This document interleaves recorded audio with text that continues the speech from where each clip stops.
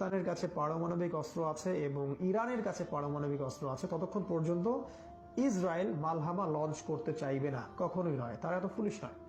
তারা এমন কিছু করতে চাইবে যার ফলশ্রুতিতে ইরানের পারমাণবিক অস্ত্রগুলোকে ধ্বংস করা যায় এবং একই সাথে পাকিস্তানের পারমাণবিক ওয়েপন্সগুলোকে ধ্বংস করা যায়। এখন আপনাকে যদি প্রশ্ন করি যে ইরানের পারমাণবিক ওয়েপন্স ধ্বংস করার জন্য তারা কি করছে, বিগত ওয়ার্ল্ড অ্যাফেয়ার্স গুলোকে দেখুন, তাহলেই বুঝতে পারবেন তারা ইরানের উপর কত আক্রমণ করেছে এবং সেটা আমেরিকার কাঁধ দিয়ে করেছে। তারা এটাই করে, তারা মঞ্চে আসে না, পিছন থেকে কাজ করে। আর পাকিস্তানের সাথে যদি তাদেরকে এই ওয়েপন্স গুলোকে ধ্বংস করতে হয়, তাহলে কি করতে হবে?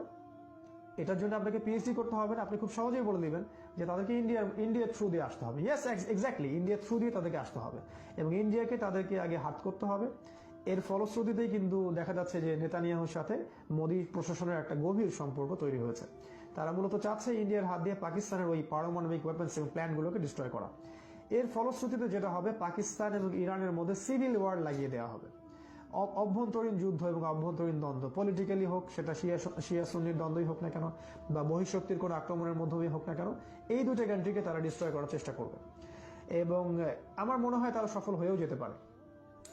এবং এই অবস্থা যখন সৃষ্টি হবে যে ইরান পারমাণবিকভাবে দুর্বল হয়ে গেছে এবং পাকিস্তান নিউক্লিয়ার ওয়েপন্স প্ল্যানগুলোকে হারিয়ে ফেলেছে, তখন হয়তো ইসরায়েল বড় মালহামা লঞ্চ করার জন্য প্রস্তুতি নেবে এবং সেটাকে লঞ্চ করবে।